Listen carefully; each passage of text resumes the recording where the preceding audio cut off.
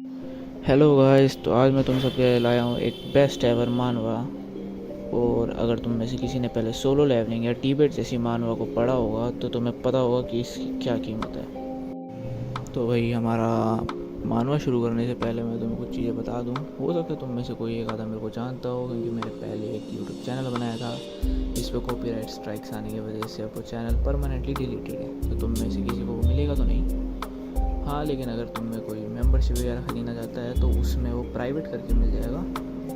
बाद में अगर तुम देखना हो तो देख लेना। बाकी फील हो सकता है वो वाली ना आए, क्योंकि मैं जनरली 1.25x स्पीड से अपनी वीडियो को डालता हूँ। और अब की बार यूट्यूब ने इसको मना कर दिया, क्योंकि बिगिनर्स के लिए ये लोग उसको अलग अलग स्पीड्स पे नहीं कर पाएंगे बाद में। इस चक्कर में ये हो नहीं रहा। तो अगर किसी को ढंग से वैसी स्पीड में देखना है तो 1.25x पे चला लो और तुम्हें बढ़िया दिखेगा।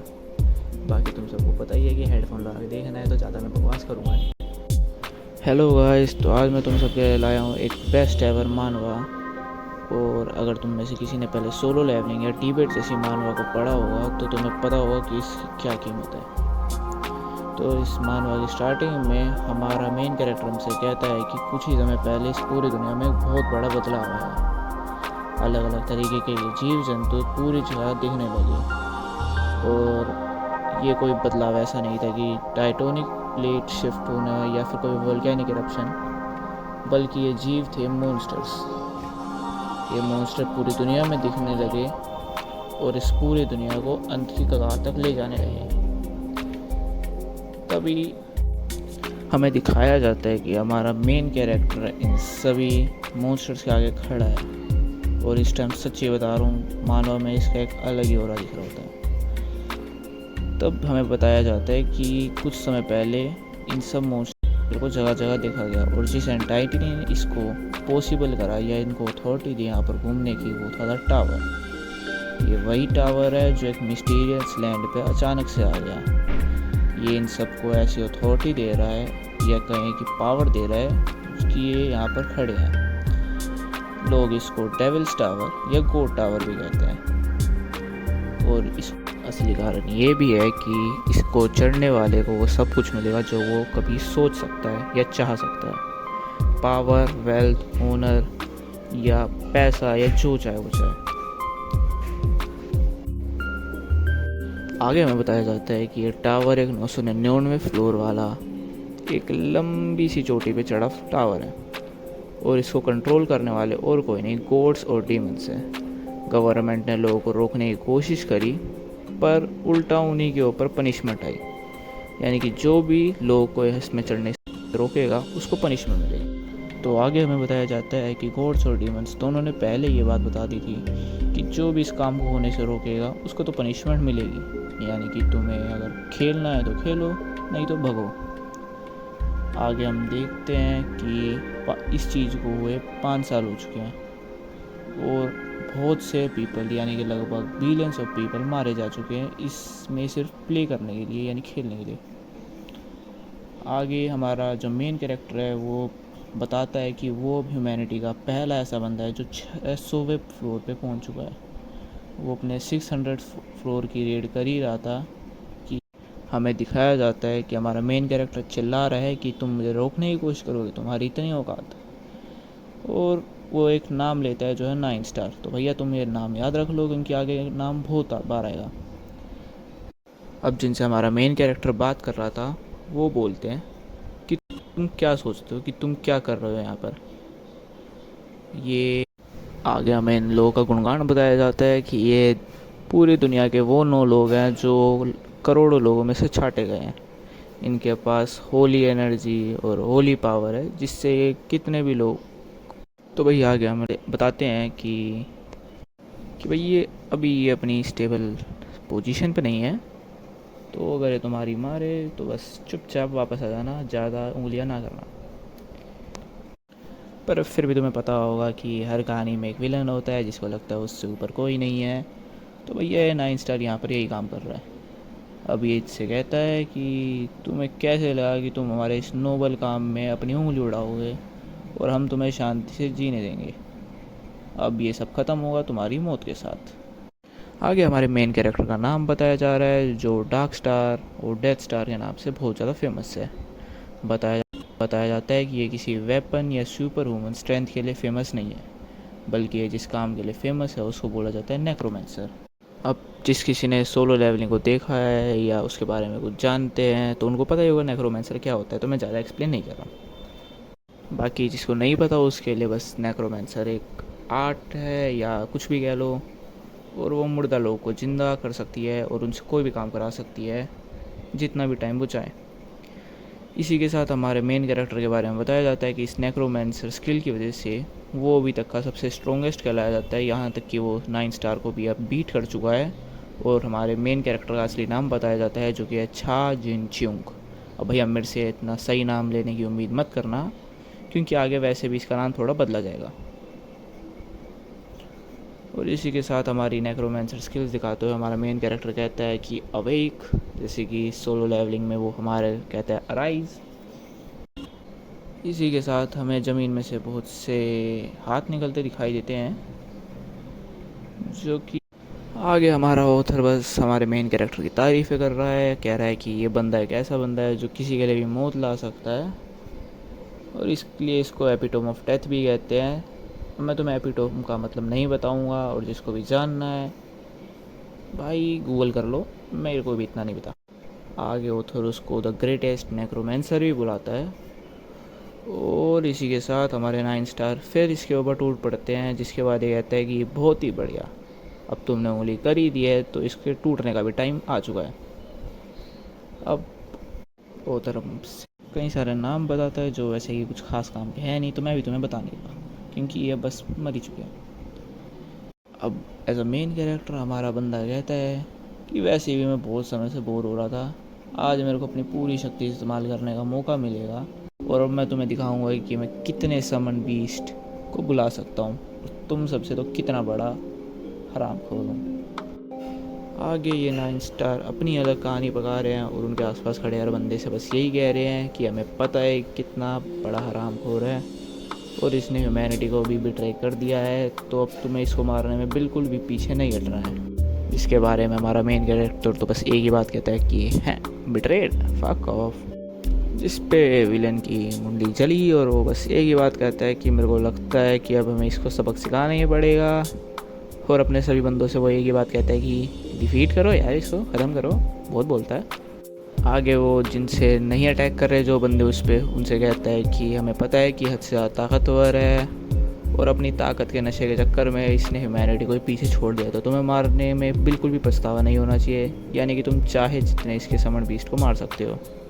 जिसके बारे में हमारा हीरो तो बस ये कहता है तुम्हारी इतनी औकात है भी कि मेरे सामने खड़े होकर दिखाओगे तुम। जिस पे वो धर्म से बस एक ही बात कहता है कि चाहे कितना ही बके, लेकिन 9 बड़े बंदों के आगे एक को तो मरना पड़ेगा ही, यानी कि वो फिर भी उन सबसे नहीं जीत पाया। जिस पे ह्यूमैनिटी के सभी 9 बंदे, जो कि असल में 9 है भी नहीं, जो आगे उधर्म से बताता है क्योंकि मैंने मानवा पढ़ रखी है, बस चिल्ला तो एक ही बात कहते हैं कि मर बे, बहुत हो गया तेरा। और बस चिल्ला तो एक ही बात यही कह रहे होते हैं कि तेरा बहुत हो चुका, तूने ह्यूमैनिटी को बिट्रे करा है, ये है वो है। इस पे वो उनमें से एक चिल्लाते हुए कहता है छा जिन्यूक, the traitor who betrayed humanity for. पर आगे ऑथर हमें बताता है कि ये तो बस वो स्टोरी है जिसके बारे में पूरी दुनिया जानती है। असल में तो हमारे मेन कैरेक्टर ने किसी को भी बिट्रे नहीं करा था, बल्कि वो तो इन 9 स्टार्स की मदद ही कर रहा था। और अब हमारा ऑथर असल में गिनती करके बताता है कि ये 9 नहीं 8 हैं। असल में इनमें से सबसे ताकतवर है, यानी कि इनका बॉस जो इन 9 स्टार्स का बॉस है, वो हमारे छा जिन्यू का बचपन का दोस्त है। पर अब इससे कुछ नहीं उखड़ सकता, क्योंकि अब हमें बताया जाता है कि 10 साल बीत चुके हैं और एकदम से हमें चिल्लाने की आवाज़ दिखाई जाती है और एक बंदा उठ के कहता है कि मैं वापस आ गया, 9 स्टार यू बास्टर्ड्स, अब मैं तुम सब की मारूंगा। अब वो बस यही कह रहा होता है कि हाँ ये काम कर गया, ये मेरी ये सीक्रेट स्किल जिसके लिए मैंने इतनी मेहनत करी थी वो काम कर गई। सोल ट्रांसमिशन, एक ऐसी स्किल जिसके कारण मैं डेथ के टाइम को अगर मैं इसको पढ़ लेता हूँ तो बस मैं किसी और बॉडी में रेजरेक्ट हो जाऊँगा, यानी कि वापस आ। और आगे हमें हमारा मेन कैरेक्टर बताता है कि लगता है कि जिस बॉडी में मैं रेजरेक्ट हुआ हूँ वो लगभग मेरे ही जैसी है और ये भी दिख रही है बताता है कि ये 9 नहीं 8 है। असल में इनमें से जो सबसे ताकतवर है यानी कि इनका बॉस जो इन 9 स्टार्स का बॉस है वो हमारे छा जिन्यू का बचपन का दोस्त है। पर अब इससे कुछ नहीं उखड़ सकता क्योंकि अब हमें बताया जाता है कि 10 साल बीत चुके हैं और एकदम से हमें चिल्लाने की आवाज़ दिखाई जाती है और एक बंदा उठ के कहता है कि मैं वापस आ गया, 9 स्टार यू बास्टर्ड्स, और मैं तुम सब की मारूंगा। अब वो बस यही कह रहा होता है कि हाँ ये काम कर गया, ये मेरी ये सीक्रेट स्किल जिसके लिए मैंने इतनी मेहनत करी थी वो काम कर गई। सोल ट्रांसमिशन, एक ऐसी स्किल जिसके के कारण मैं डेथ के टाइम को अगर मैं इसको पढ़ लेता हूँ तो बस मैं किसी और बॉडी में रेजरेक्ट हो जाऊँगा यानी कि वापस आ। और आगे हमें हमारा मेन कैरेक्टर बताता है कि लगता है कि जिस बॉडी में मैं रेजरेक्ट हुआ हूँ वो लगभग मेरे ही जैसी है। और ये भी बताता है कि लगता है हम वहीं पर है जहाँ पर हम मरे थे, यानी कि ये साउथ कोरिया की जगह है तो वो साउथ कोरिया पर ही आया है।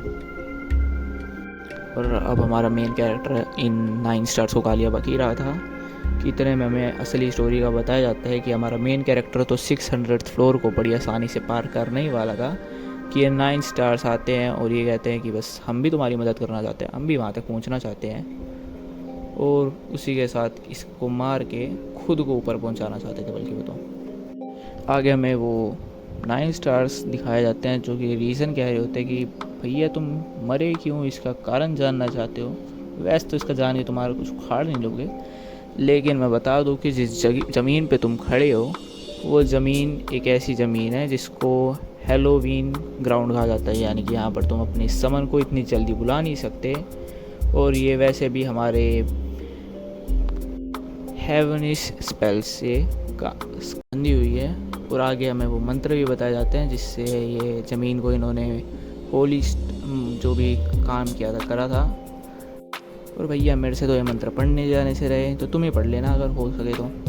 स्क्रीन पे दिखाई दे रहे होंगे, वैसे तो कुछ उखाड़ लोगे नहीं तुम इसका।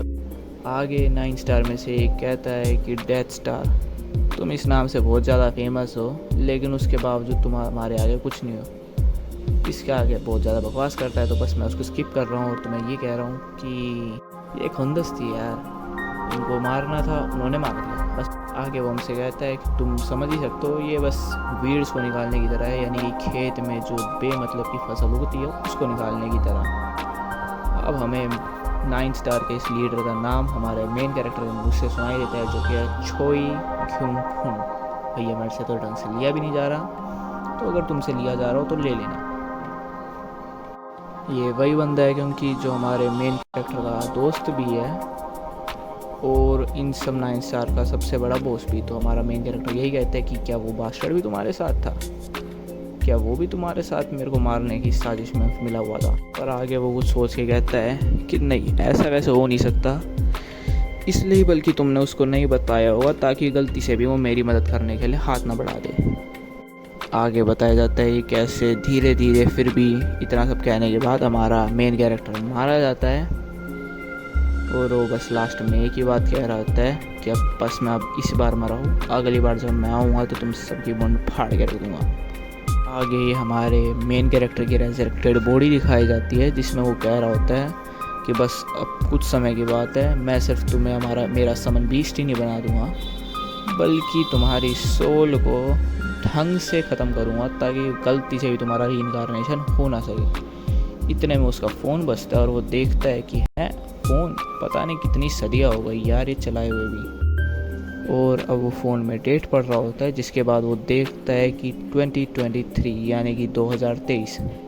अब उसे पता चलता है कि 10 साल बीत चुके हैं और अब वो एहसास कर रहा होता है कि उसने कितना ज़्यादा टाइम बर्बाद कर दिया है इस सब बकलोदियों में।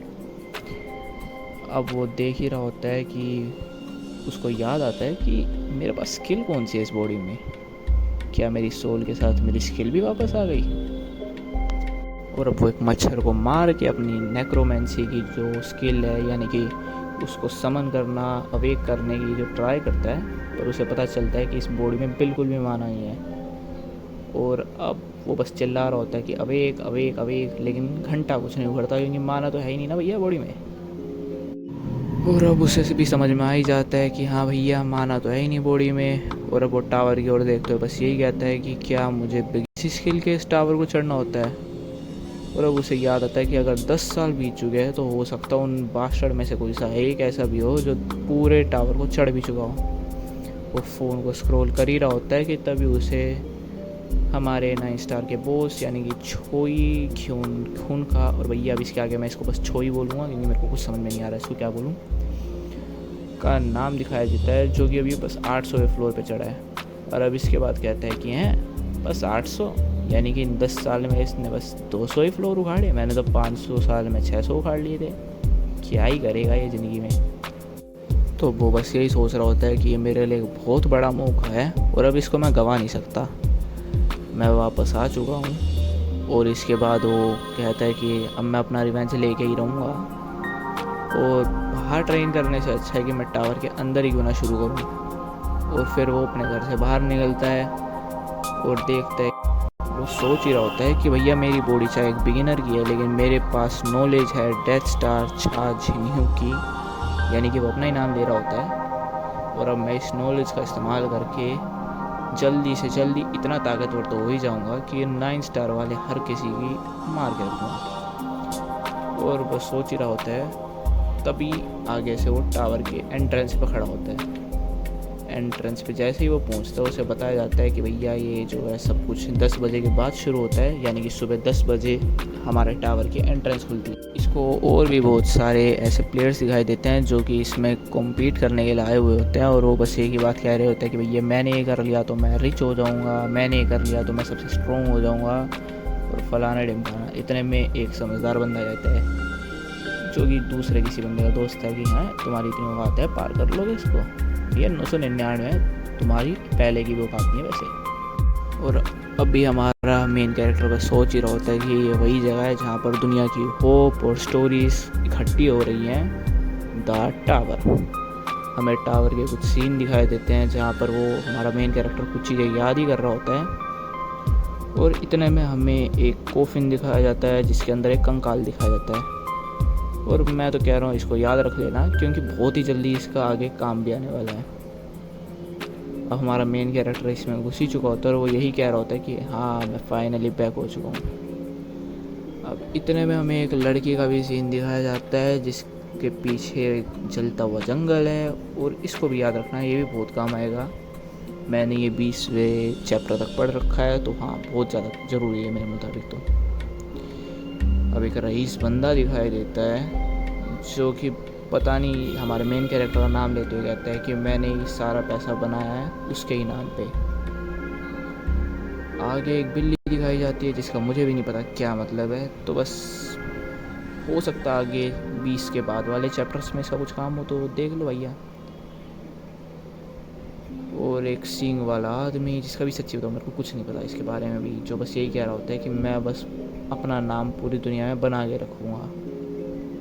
और अब इसी के साथ 10 PM दिखाए जाते हैं, यानी कि अब टावर खुलने का टाइम हो चुका है। डोर्स ओपन होते हैं और सभी की नज़रें डोर्स पे ही थी। डोर्स के ओपन होते के साथ हमारा मेन कैरेक्टर भी उसके अंदर घुसता है और बस एक ही बात कहता है कि अब की बार मैं रिवेंज लेके रहूँगा। और इसी के साथ चैप्टर 1 कंप्लीट।